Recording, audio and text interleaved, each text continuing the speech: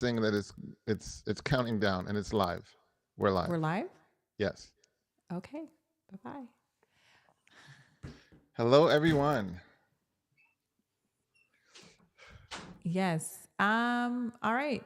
It does say we're live. We have three live. Okay. All right. We are live. The computer lied to me. Welcome to Mental Health Monday, guys. It hasn't really been a manic Monday, but these last few moments have been kind of manic. Trying to get live with you guys, but we're here. Welcome to Mental Health Monday. Good evening, Dr. Whyte. Good to see you. Clint, thank you for being here. Good You evening, are Sister the Tasha. first. You're the first to say hello. So welcome. Please put in the chat, everyone, where you're viewing from. If you're a first timer to Mental Health Monday, we'd like to know that as well. So please let us know just that you're here and where you are viewing from. But it's good to see you guys. I'm excited to talk about men's mental health. We've been having lots of fun. People are talking about it and getting really good advice, and they're appreciating it. And I'm personally enjoying doing it because it's a topic that we don't talk about enough. It's so very important, and we have to take care of each other, but we definitely need to take care of our men because I think you get looked over. I think you get looked over. Yeah, I mean, it And can be that's kind of not nice. good. But Yeah. welcome to from Beaufort, Georgia. I don't quite know the name. I just see the handle, but welcome. Good to see you here. Everyone else, let us know where you're viewing from. Again, we want to say a special welcome. All right, we have a first timer from North Carolina. Welcome to Mental Health Monday, Dr. Whyte and we're both happy to see you here. And Absolutely. we are excited to do this men's mental health talk with all of you. So, I haven't talked to you for a week. So, how's it been, Dr. Whyte? Uh, I think, I mean, I think eventful in some ways, uneventful in other ways. But I'm I trying to think, think. My week, uh, yeah, my week was kind of probably pretty much the same. Pretty much the same. Just life is always lifing. Can't help that, right? Can't help that. life is always what? Life is always what? Life is always lifing. Exactly. Exactly. Life is Exactly. always lifing, meaning it's just always doing its thing. So life is always just doing what life does, basically. No, absolutely. Doing what life does. But you're always asking me questions at the beginning. But before I ask you a question, I'm going to just invite our viewing audience to please think of questions that you may have and that you've wanted to ask about men's mental health. And for women who are here, how you can help support the men in your life. Want to say hi to Brother Kashif. Welcome. Good to have you here. Looking forward to just doing this program with all of you and you guys sharing your questions. And Dr. Whyte and I will do our very best to answer. Okay, Dr. Whyte, I'm putting you in the hot seat because you love to do it to me first, but I'm going to do it to you. I haven't pre-thought of this question, so let's see. What do you okay? What is the number one thing that you wish the world, and maybe not the world's women, because the men in the world understand, but what is the number one thing that you wish women understood the most about men's mental health?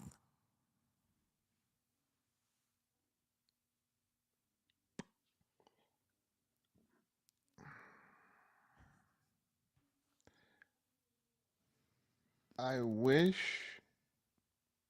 they understood how hard it is to be vulnerable. Mm, good answer. So, how hard it is for men to be vulnerable? Like, Vulnerable, if we right. understood the Like, dynamics of that for you right. guys. It's like you kind of like society pushes you to be as invulnerable as possible. Mm, And the threat is it's almost like showing vulnerability is a chink in the armor. Like Mm. it can be exploited. It's dangerous. It's dangerous to show any vulnerability. And I think it's one of the first things a woman will ask. Hey, man, show me your soft side. Yeah. Um, and then not know how to handle that sacred trust. That, hey, I Mm-hmm. just showed you my vulnerability. Now, in the event that you're super, super angry, don't exploit that. Right. I think it can be hard to then turn around and not use that. So it can be really easy to do when you're angry. What were you going to say? Well, no, I was just going to say, I mean, as a woman, I appreciate you saying that and sharing that, because you're right. I think we don't understand emotionally how hard that is for men. We don't. We don't understand. I mean, I would dare to say it's just easier for us to just be vulnerable or share how we're really feeling, and we don't have the fear of being misunderstood. Um, we just let it all out. Not always in the right way, many times not in the right way, but we still let it out. Someone said, a gentleman, I think it's a male, I'm sure almost, I wish they understood the consequences of being vulnerable. Mm, mm. And what You would you say can the consequences are? What is the fear? And would you say it's fear? It's the fear of the it's consequences. gonna come back and bite you. It's gonna come back and bite you. Like, let's say, for example, it could be if she gets angry. Mm-hmm. It could be if the relationship ends and the person Mm. then publicizes, you know Mm-hmm. what? You need to know this about this person. Or, it's like it can come back to bite you. And Mm-mm. there's a much more powerful incentive to just don't be vulnerable. Like, is this person really deserving of that? Right. I mean, and it's pushed down so far sometimes you're not even aware of how to be vulnerable because you're so accustomed to being defended. Uh, Mm. so it's a really good question. It's a really good question. Yeah. Would you say, I mean, we're just going with it. We're just going to keep going down this road until somebody else ask a question. I'm going to keep going with it. So you think, men, I'm asking Dr. White, but other men in the chat, you can speak up too in the chat as well. Um, so you think because of the fear of being vulnerable or not wanting to deal with the consequences of being vulnerable, they go to another space of uh, defensive to be defensive. Do you think that's a Well, very sometimes number one place to go instead? it's like you might not have control over it. Mm-hmm. So you take, for example, a person who they're mourning, right? But they have not allowed themselves to connect with their emotion. But they've Mm. just been stuffing it down and stuffing it down and stuffing it down. It literally can manifest as high blood pressure. It literally can then turn around and manifest as sometimes a skin disease. And those Mm-hmm. are like physical things. Never Mm-hmm. mind the aggression that might result. Mm-hmm. Who here has not had the bad day and you went home and proverbially kicked the cat? So sorry for the, but like who hasn't like been a little bit more charged in your response or didn't get the joke or barked with with an intensity that really did not warrant the stimulus, Mm-hmm. because you brought the energy of that. But Mm-hmm. if you say you seem upset, oh, I'm not upset. you know, Right. it's like Right. now I'm not gonna lie, a lot of us defend that and prepare for that, men and women, by requesting a transitionary period when you get home. Like Mm. men or women, I think we like that period of transition. We love that Mm-hmm. we do not step off the unit of the hospital, off the floor of the factory, and step right into home. That drive Mm-hmm. home is a really good thing. It's a good thing, you Because you know? live in Southern California, you probably have traffic that you can I'm not. You have a nice long drive. Huh? Well, I mean, like I'm not gonna lie. But it's moving traffic. Thank goodness. Like it's Yeah. moving, and so it's moving. It's That's how you moving. know there's a lot of traffic. We have different languages for our traffic. Yeah. But it's moving traffic, but it gives you time to decompress. And Hmm. then when you get home, yet again, I'll be like, don't hit me with anything new. Just give me one. Give me like just 15 minutes to transition. Right. Um, Right. and and and part of that is because I don't want you to get the brunt of the day. I don't want you to Hmm. get unfairly treated by something that's I'm really dealing with and processing. Right. Um, so so yeah, the problem with not getting in touch with it is sometimes it erupting when you least want it to. Hmm. Yeah. Great answers. Even in the chat, you guys are talking about it, and that's very informative for women. Very informative. And Clint has a question. If we break the cycle of inherited habits and mannerisms, are our children, boys, still at risk of those generational character traits? Uh, Hmm. you want to you want to take the first step? If we break the cycle of inherited habits and mannerisms, okay, are your children, boys, still at risk of those generational character traits? It sounds like when you're saying inherited habits or mannerisms, you would have learned that from your father or your mother or primary caregiver. And you're saying that those were negative habits. If you've broken them and your children haven't, if you've broken them before you had children and it wasn't modeled before them, they're not going to automatically naturally have that. So the behavior or the habits and the mannerisms have to be modeled before them. So if you're not modeling it before them, again, they probably will not have that. But if you have done that and then in the middle of that had an experience where your behaviors have changed, then of course they may have picked up on something because they saw it, but it's not like you cannot work with your boys to help them not to go any further with that behavior. So when we say inherited, it's not really inherited. It's just inherited by the fact that you saw it growing up, and so you learned the behavior. So you would have to model it before your boys. Do you have a take on that, Dr. White? Well, you said it well, and there's not much to add to that. All right. Exactly. I mean, I'm Clint. We are presuming when you say break the cycle, it means you're not modeling it. So I would agree with that, and I wouldn't add to what you just said because that was excellent. Mm-hmm. Um, Oh, I would now further just say, Clint, it it underscores the profound impact of parenting. mm, Like if you get nothing else from this, like so much, and tell me, is this the same for you too, Sister Tante? Like mm-hmm. so much of the therapeutic interaction is tell me about your family. Tell me about what it was like growing up in that household. Yeah. Like so much stems back to that. So Um, much.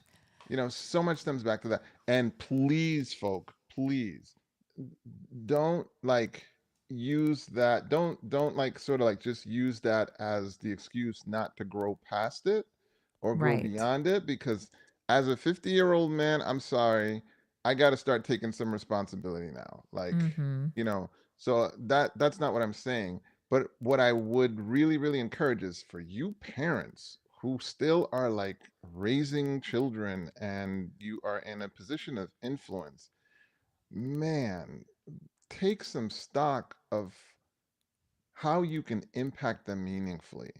Right. Because understand that it is a significant opportunity to influence a child. Mm-hmm. And I think a lot of times we kind of took it for granted in some ways. I know as a parent, let me speak for myself. I Right. look back on opportunities and I'm like, yeah, I wish I would have spent more time, or I wish I would Mm-hmm. have, I wish I would have been more diligent in daddy and daughter time. Like, Mm-hmm. been intentional about, let's sit, let's talk. I just want to talk to you. Just Right.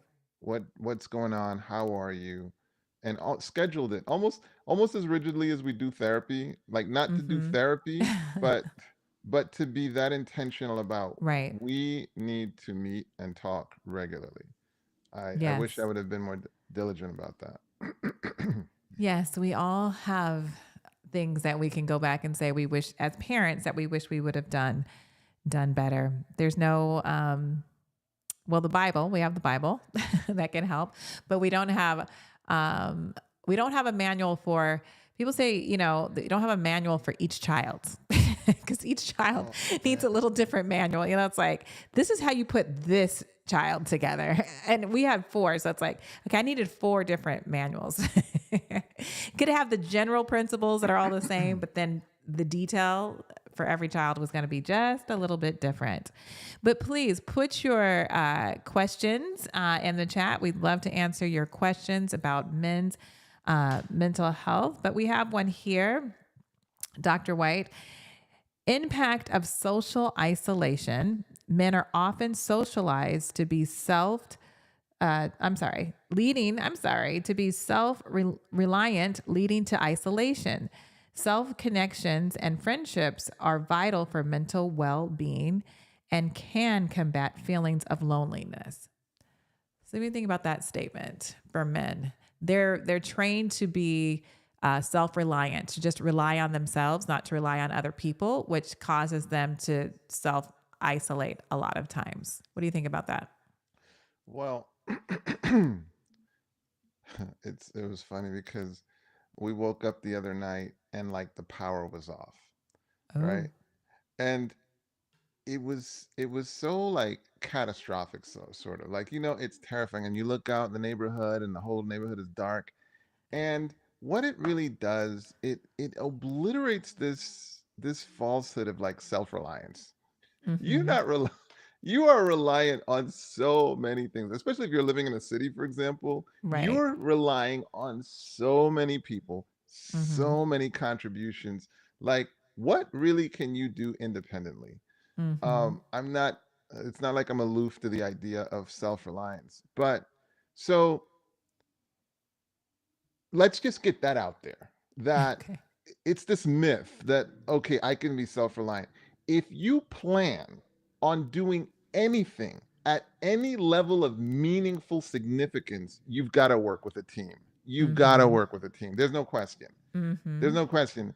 And if you're the lead, then you're kind of more visionary, and you have to get really good at finding people to execute. Yet Right. again, you have to rely on people.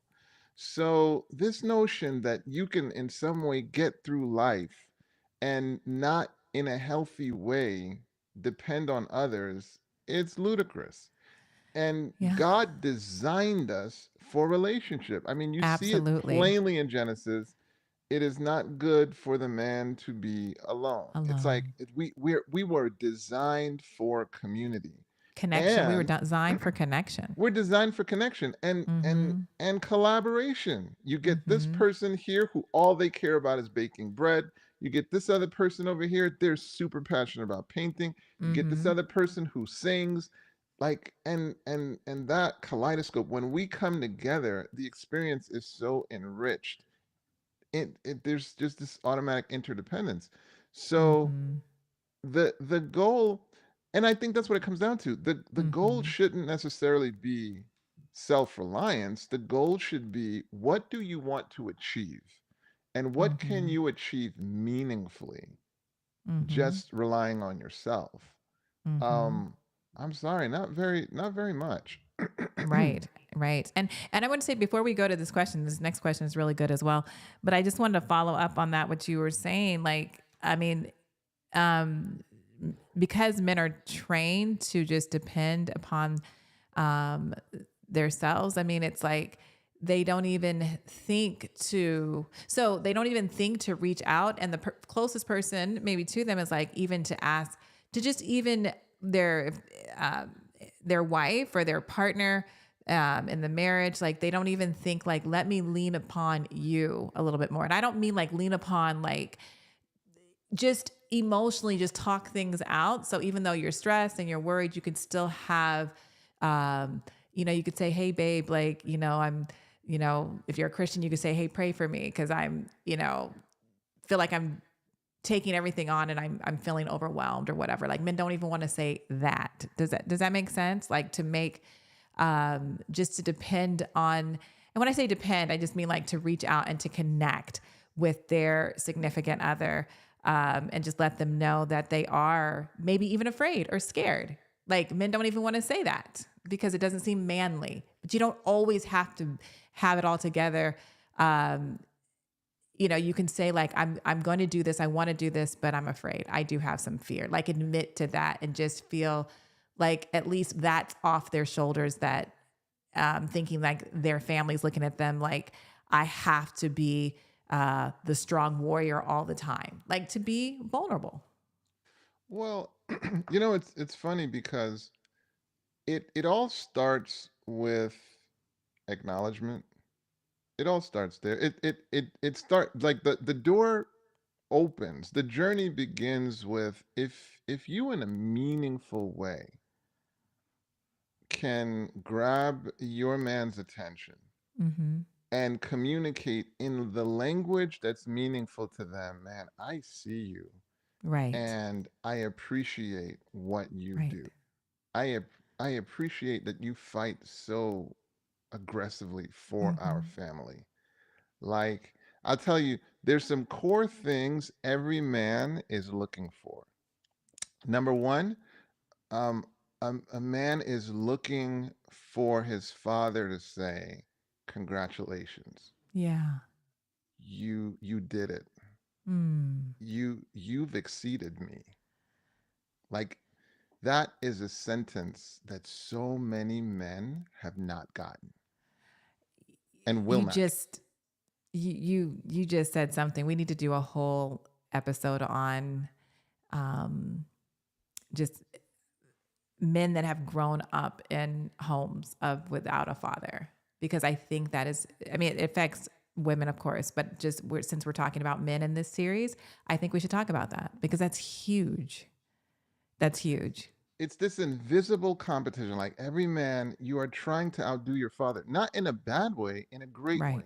I'm going to take everything that you've given me and I'm going to take us to the next level.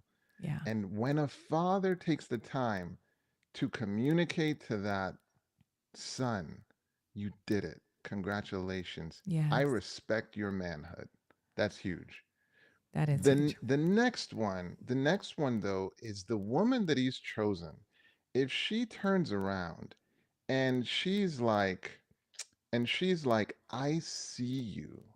I thank you. I appreciate you. First of all, guys like, who you talking to? You talking to me? Mm-hmm. Yeah. And she seriously is able to be like, no, I value what you're doing for us. Mm-hmm. I see you. And I want to mirror it. I want to partner with you in that. It's mind blowing. Yes. It's mind blowing. It's like the guy like, and again, it's not just like you sound therapeutic or you sound clinical. No, I mean like how you guys get down in your Mm-hmm. language, in what you Mm-hmm. know is meaningful to your spouse. And Mm-hmm. then imagine behavior that's actually congruent with that acknowledgement, where you're like, no, I really value you. I'm not just viewing you the way society is pushing me to view you. Like Mm-hmm. society like pushes that the view of men is he's just some numbskull. He's got no real feelings. He's just there to provide. You know, Mm-hmm. and we get the message. Right. We get the message. And when you turn that on its head and you do see that person, that can often be the beginning of a Mm-hmm. person saying, oh my goodness, I can trust this person. If I can't trust you to see me, what should I trust you with? Mm. Mm-hmm. i Mm-hmm. i can't even trust you to see my efforts. Right. Right. Yes, we need to. Yeah, that's perfect. That was a good answer. All right. So we have another question. How do we help As a mother, our older sons in their early 20s who are struggling mentally, especially the 21-year-old with relationships. I see a lot of his anger. I feel a lot of guilt from a toxic marriage. That was Toka. Yes. Oh, Well, okay, while you're processing it too, I'm still kind of processing it as well, but as a mother and you're seeing these things in your son, you said you see anger in the 21-year-old, and where that you know where that's coming from, because they saw a lot of things go on in the marriage that, like you said, was toxic and wasn't healthy for them to see. And so, the answer is really going to sound simplistic, but encourage them, love them, of course, and encourage them to seek therapy, because they need to deal with what happened in the marriage between their parents, because it was definitely traumatic for them, and I don't know the underlying issues of why their anger, but it was toxic. So there's, they're angry for the things that they saw and experienced. And so therapy is definitely going to be can be very extremely beneficial, and just to have a space where they can say how they're feeling, because they probably felt like they never could say how they were truly feeling, or if they wanted to say it, they weren't saying it in the right way. They were saying it with a lot of anger, so it wasn't being taken in the right manner, and there wasn't healthy resolutions that could be dealt with whatever they were going through. So because you're saying you see it in their relationships, I guess the romantic relationships they're starting to enter into, you definitely want to encourage them, because can very much so become a cycle of what they saw. They can take that into their relationships. Dr. White, do you have anything you would like to add to that? well, I'm glad you mentioned the therapy part because that's super important. Um, just in a word, anger. Anger is so dangerous. Like anger is so dangerous. Talk about we could do something just on anger. For my patients, I'll often kind of draw a balloon and basically show them that life is really good at kind of filling that balloon up with anger, you know? Mm-hmm. And unfortunately, the world that we have today, it's not just clear space for that balloon to just float around unbothered. There Mm-hmm. are a lot of pinpricks all around. There's the pinprick of dealing with traffic, but there's often pinpricks in relationships. Mm-hmm. And if you're not with a person who's emotionally like intelligent, sometimes they will actually be sources of, pinprick for the anger. Like people will know that this is a way to push your button and they'll push that button. Mm-hmm. And when a balloon encounters a pin, it's at risk of exploding. Mm-hmm. And when it explodes, obviously, it's not just the thing, it's not Mm-hmm. just the pin that's going to get blown away. The balloon itself gets destroyed. And what I'm saying is, when we erupt in our anger, there's a piece of ourselves we're destroying, in addition Mm-hmm. to the things around us. So, anger is very dangerous. But here's something that I don't think people are aware of as well: anger and the explosion is also addictive. Mm-hmm. It's also addictive. Now, why would you say it's addictive? Because it can kind of feel good. For about 3 seconds, it can feel Right. really good to erupt. It was there and you just let it out, and you're feeling this false power, and you're seeing people cower and tower to you because you erupted. Mm-hmm. And one can start to get addicted to that experience and not even be aware of it, by the way. Mm-hmm. I got an anger issue. Um, all of this is dangerous Mm-hmm. because people who can't control their anger are at risk of getting placed with other people who can't Mm-hmm. control their anger. It's called jail and prisons. Mm-hmm. And it's not a pretty situation. So so not only do you end up destroying your life, destroying yourself, hurting the people that you love, and I'm sorry, sorry doesn't always fix it. So this is why I'm really shining a spotlight on the problem with anger, and as best as possible not making it a badge of honor to say I have a bad temper. Okay, that's not Right. a no. It's something that should be addressed. You Mm-hmm. want to understand what's the source of the anger, you want to understand what your triggers are, and you want to identify the behaviors for how to strategically and effectively deal with being triggered. You want to neutralize. You want to get the air out of the balloon therapeutically, not Right. not the explosion. Not the You want the explosion. air to come out because you figured out how to untie it, and that's what happens in a therapeutic setting. We figure out Right. why you're angry, what are the things that trigger you, and what are more adaptive, what are more productive, what are more truly powerful ways of Mm-hmm. responding to being triggered. So, how do we as a mother um, deal with the sons? Well, one of the things I think every mother should, have this conversation with your son, and for those where a father is present, um, it's making it clear, son, at no point should I ever, ever be in fear of my safety as it relates to you. Mm. Like, never, Mm-hmm. never. I don't care how upset you get. I don't care how triggered you might be. I am one person who should never be tense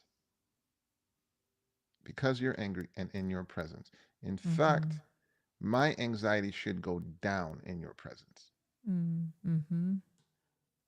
And yeah,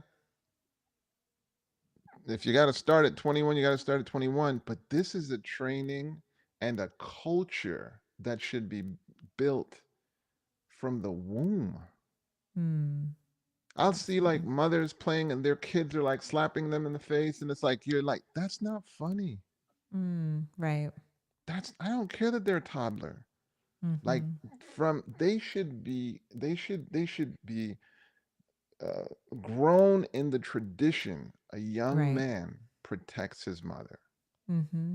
and when he's disciplined in that, it'll be easy for him to extend that to his sister and to his aunts, to his wife, and then to his coworkers eventually. But you understand that no, this is no, that's just It's the not culture of okay. who I am. I don't. I'm responsible for my anger, and I'm not supposed to let my anger cause intimidation, especially in females. Right. No, I also want to add And it on to should be that. backed up by their father. Their father, so you can understand how powerful it is. The father or the grandfather or the other men in the family, you should reinforce that culture. Over Right. to you, sis. Over to you. Right. No, I was gonna say because she also posted, I feel a lot of guilt from a toxic marriage, and then I think she put in the chat as well that her and her mom, the son's grandmother, also encouraged him to get into therapy, but they have not been successful with that. So I was just gonna say also because you're asking like what else you could do, and this is huge because really it has to be he has to he's 21 years old. He's going to have to be an adult and eventually say, you know what, I do need to talk to somebody. I do want to get help. You're right, you can't force them, but the thing you can do is you could lead by example. I don't know if you've been in therapy, it was a toxic marriage, even I'm sure there could be need for therapy there just for you to deal with things, and maybe you've already done that, and that's great if you have already done that. But another thing that you can do as a parent is we all make mistakes. We all because the sons seeing a toxic marriage. I mean, I know you didn't enter the marriage for the marriage to go that way, but that is what happened.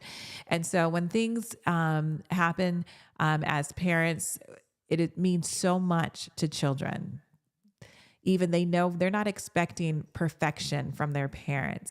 And when we do make a mistake or if things are going wrong in the home and we actually go back and say, you know what, son, daughter, I apologize for my part of whatever, the situation was. And just that it's huge because that can soften your son's heart enough where he's like, okay, mom is, you know, apologizing for some of the things I went through because the marriage went south.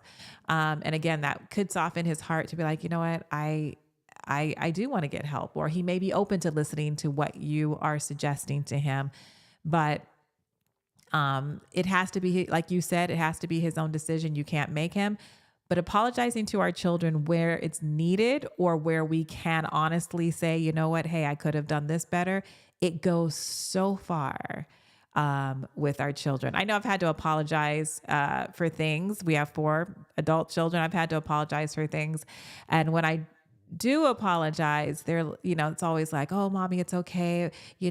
Nobody's perfect, whatever. And I really needed to apologize, but they get almost so emotional that I'm kind of in that seat, in that space. But it does do something to their heart and to their mind. And it allows them to see their parent being humble, and God can do the rest in their heart.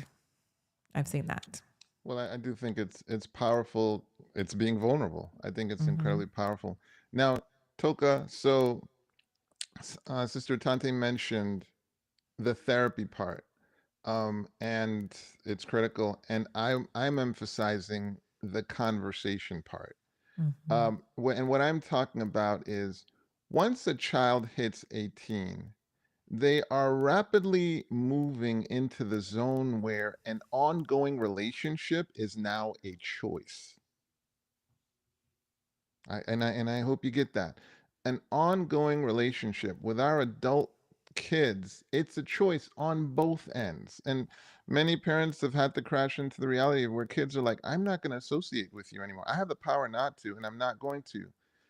And so I think we're aware of that, but the flip is true as well. And this is where what I'm saying is a woman does have the power to say, look, one of the prerequisites for me being in the presence of a man is I need to feel safe.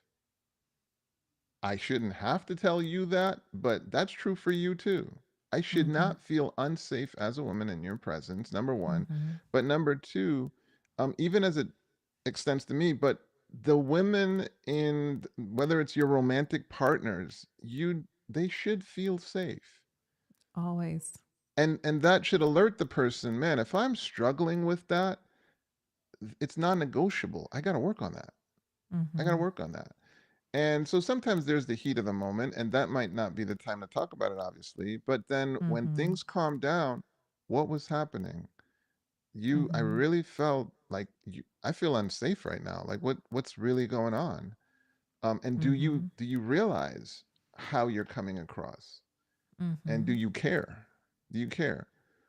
Well, hopefully, obviously, the person does. Hopefully, but at the same time, yes, you then do have to ask yourself the question: okay, well, what limits do I need to set? Because once our kids are adults, now it's a choice. Now I'm choosing to award you with my presence, if I will. And I'm being graphic, just to really stress the point.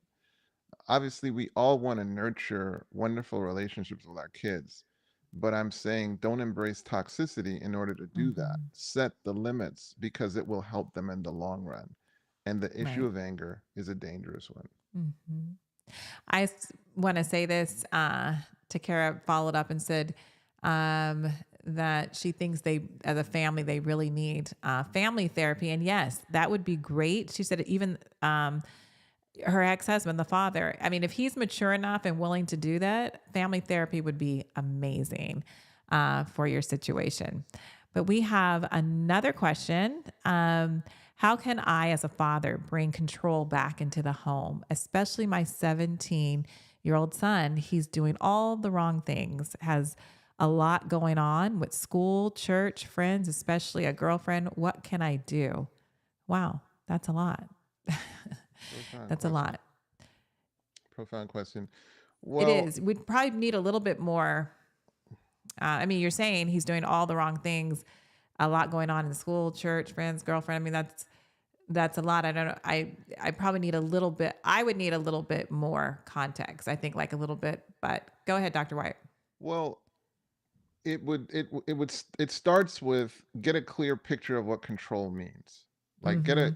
get a clear picture of, what if I was all powerful, what would control look like? If I was all powerful and and I could video camera, if I could video record the control, what would I see? What would it look like? And Mm, then you take that to prayer.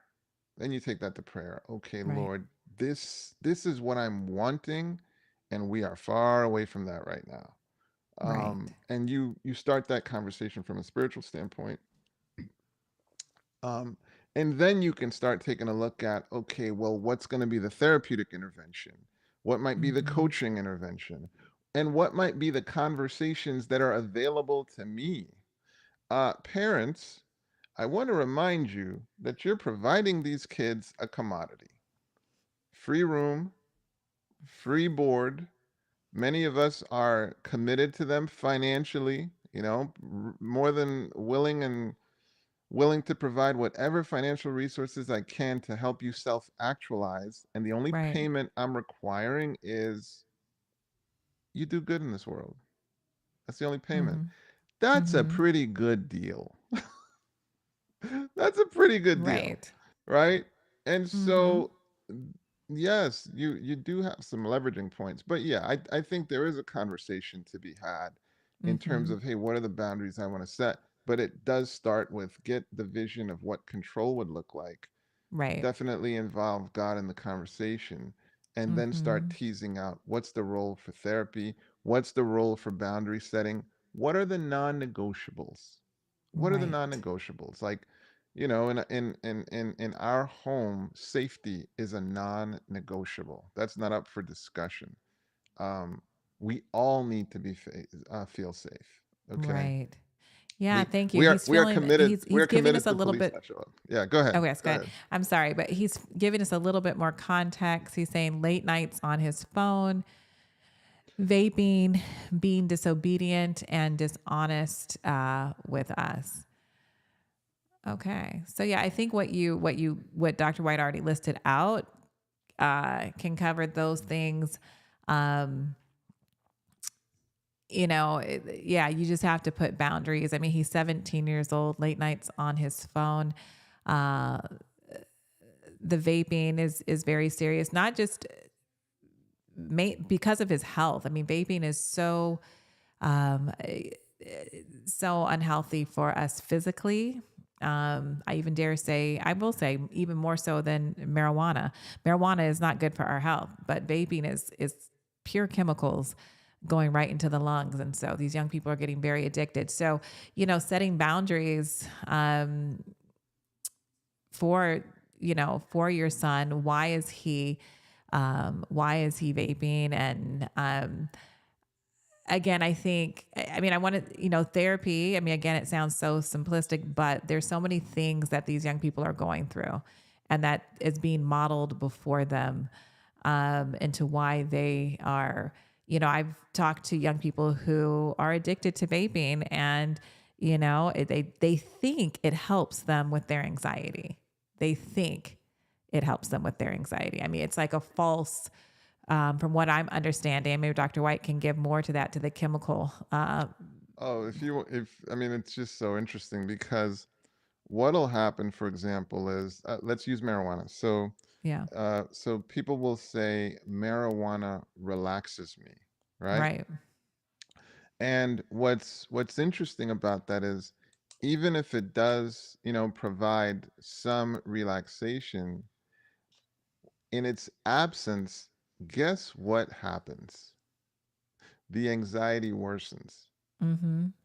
So Mm-hmm. you see the loop. It's very simple what I just said. Like, so when the person smokes, maybe it reduced their anxiety, because some people get paranoid actually, Mm-hmm. right? But let's say it did relax them. what'll happen eventually is, in the absence of the drug, they'll have Mm-hmm. more anxiety. Mm-hmm. So Mm-hmm. it's a feedback loop where Right. it's like, okay, well, now to feel calm, rather than using tools to calm myself down, Mm-hmm. now the people become more dependent on the marijuana. Right. So, for example, and I mean, and it's, kind of similar with cigarettes, in that that becomes your coping skill to calm down, Mm-hmm. rather than you using the powerful Mm-hmm. mind you have, and the numerous behaviors you might engage in that would Mm-hmm. naturally reduce your anxiety. Mm-hmm. Um, so, Mm-hmm. so there are some really powerful and interesting dynamics that occur in a home. There are things to be leveraged, and there's a way to facilitate the discussion. And so it's nuanced. And that's why you want a professional that's hyper focused on your family dynamics to then give you Right. the counsel on how to leverage the dynamics, when it's time to speak, when it's not time to speak, what might be the issue that you want to start with, as opposed to starting with the wrong thing. What's negotiable? Mm-hmm. What's a non negotiable? These are Mm-hmm. some of the customized and nuanced, questions that need to be answered in your situation. Um, well, there's a person in the chat to whom I have to give some deference, because I sleep with her. So, Yes. let me see. And that's none other than Nurse Nurse Florence. Florence. Okay, so let's go to your question. Nurse Florence says, "How do we contend with these issues while trying?" So I'll read the text you said, your contribution before that. And you Okay. said, when men are not vulnerable, even the most basic things about their feelings can be misunderstood. That's actually a Mm. really powerful statement, Right. because when we're not, and this happens when we're not talking. Have you ever gotten into a fight? You don't have to say yes, right? But have you ever gotten into a fight and, like, you were not talking? Let me confess, right? All right, okay, Right. let me confess. I'll And confess so, too. we weren't talking, right? And then, because we weren't talking, we completely misunderstood something. you know, Yes. you completely misunderstood it. And it's like, no, no, that's not what I was saying. Oh, oh, okay. And it's like, and then you start talking again, and you can actually clear the air. And yeah, so I agree with Nurse Florence that, like, when we are not taking the time to understand their vulnerability, a lot of things can be Mm-hmm. misunderstood. So, for Mm-hmm. example, with me not communicating my vulnerability, a lot of times it was interpreted as anger, you know, Right. as opposed to, oh no, actually he's just really hurt. you know? I was just gonna say that anger comes out, but it's really you're hurt. Deep, And yeah. men don't, well, I said women too, but men have a difficult time expressing the hurt part, and they just, it comes off as anger Like, when can you or imagine a fear. man? They don't know how to translate fear either. It comes off as anger. Can you imagine a man saying, "I am afraid"? Can Right. you imagine a man actually, like, We saying, should be able to imagine it. It would be a healthy thing, but society has made it, has just poured it into the minds of men that it's not healthy, that it's right? not manly Think how many to times say I'm afraid. you've seen your man explode, but think how many times has they just said, "I feel deep shame right now. I'm really ashamed right now." Mm-hmm. That's language you don't hear, and so things can easily be misinterpreted. And so Nurse Mm-hmm. said, for example, rather than a man saying to something you said or did hurt his feelings, he may be disconnected or aggressive. Exactly. Sometimes you just disconnect when your feelings get hurt, and this will Right. create a new set of interpersonal issues. Completely agree, because, and again, as a person who's like, I'm responsible for my feelings, and I'm like, I don't want to erupt right now, so what I'd rather do is Mm-hmm. just be quiet, Mm-hmm. And so, of course, the tension is palpable, Right. and you're coping, you're trying to deal with this. But of course, it can set off misunderstandings. So, Nurse Florence Mm-hmm. then said, "So, how do you contend with these issues while trying to be emotionally safe yet connected in relationships?" Well, what I would say, Nurse Florence, who is now Dr. Florence, by the way, shout out Yeah. to Dr. Florence. Um, in like relationships have ebbs and flows. They go up and Mm-hmm. down. And Mm-hmm. so It's funny that you sometimes, said that. I said that what's the that? exact same thing today. I said a relationship is like going up high mountains and then you go on this straight long road and then you're going to hit another mountain. It's going to be really high. And that's just the relationship. Anyway, I said that exact same That's thing just the today. and that's just the way it goes, right? Well, what I'm Mm-hmm.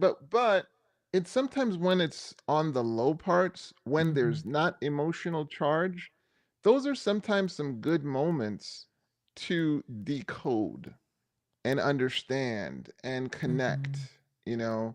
Sometimes it's the Right. pillow talk where now we're not trying to fight with one another, we're just trying to understand one another and we're just trying to decode. So Right. sometimes those down moments, those easy moments can be a great time to say, to ask those questions. When you feel ashamed, Mm-hmm. how do you tend to behave, Mm-hmm. and what are the things that make you feel ashamed? Mm-hmm. um what are the things that, like we talked about it last week, what are the things that make it easier to talk to me, and what are the things that Right. make it hard to talk to me? Mm-hmm. uh like I do a communication workshop where one of the things we talk about is listening to a person's heart, and I've heard you mention that, like, Yeah. but like Put it's your ear like to their heart. that's powerful, but it's Mm-hmm. great visual though, it's a great Mm-hmm. visual, like, Mm-hmm. and what you would do is you would stop being hung up on the words that might be Right. inaccurate or might even be a little charged, and you would actually zero in on what are they trying to say, Mm-hmm. what are they trying to say, let me like really Mm-hmm. kind of listen to your heart. Mm-hmm. So I think nurse, I think nurse, Doctor it's Dr. Florence. I think Dr. Florence, it's it's communicating, especially when moments are easy, to Mm-hmm. understand your codes so that in the heat of the moment you can interpret it more accurately.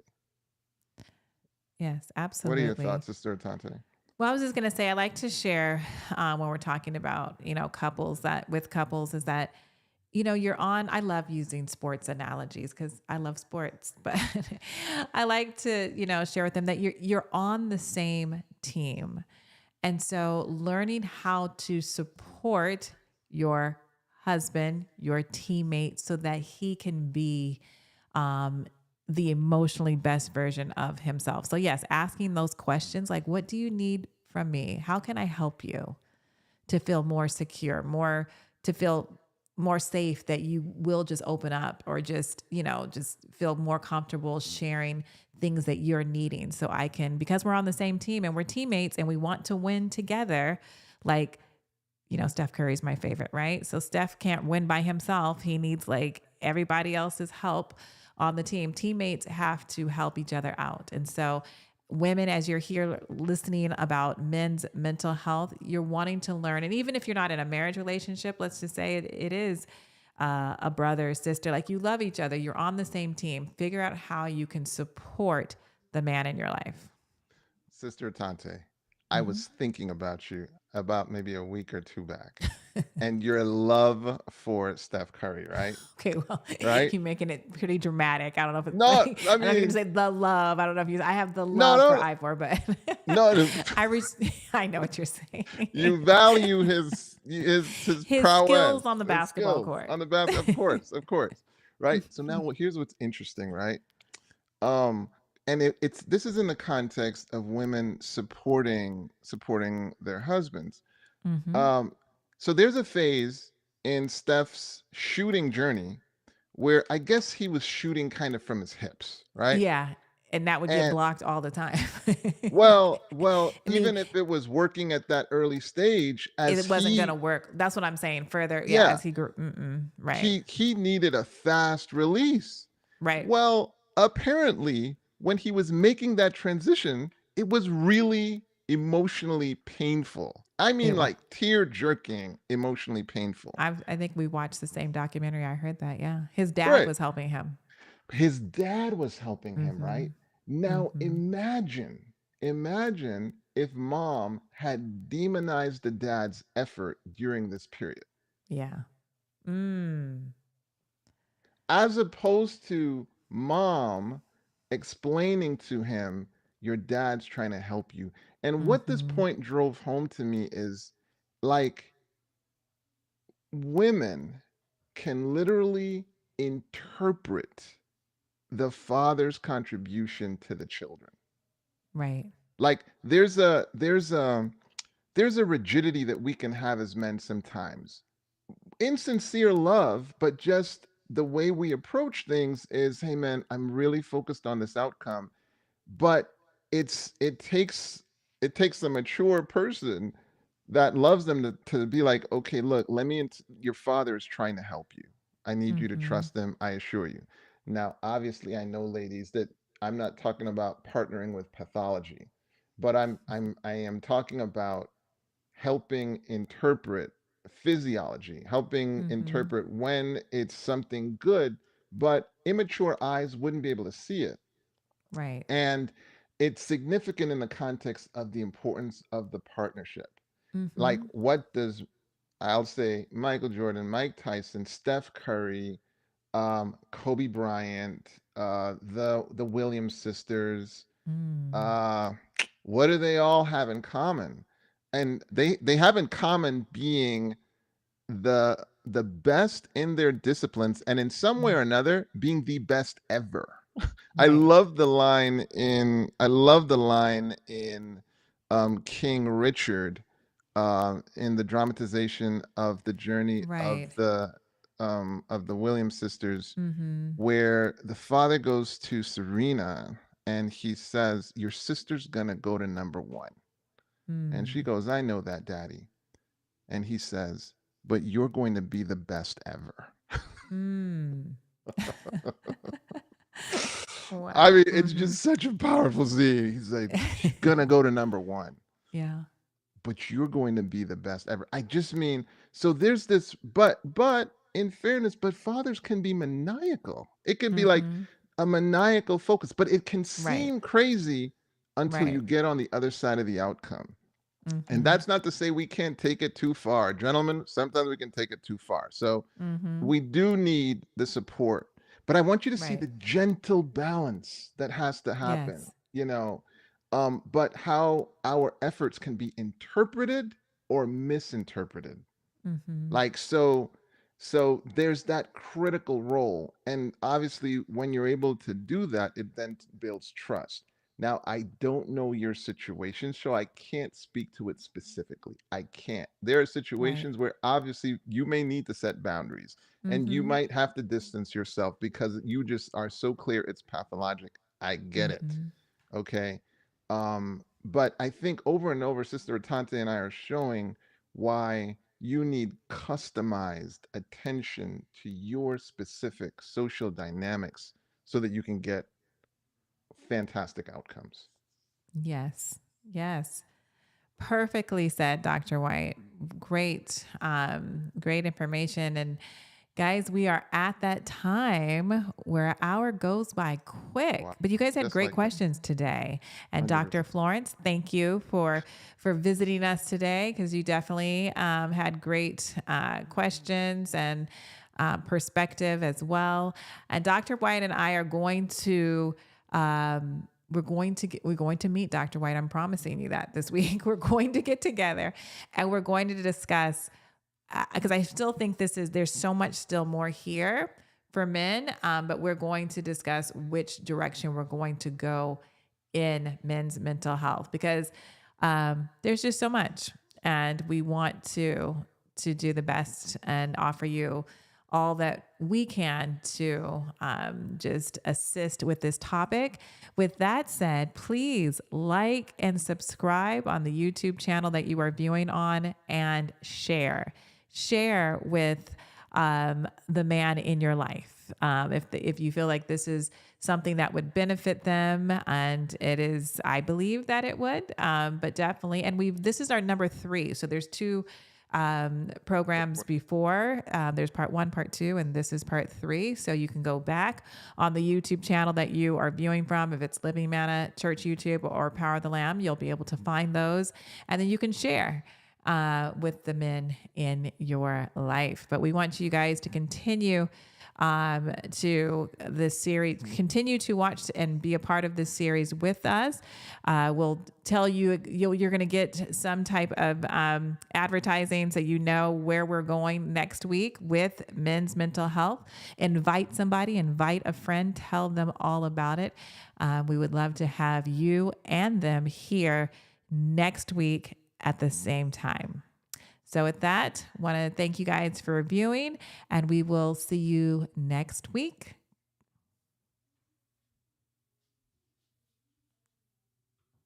Bye-bye, everyone. Yeah.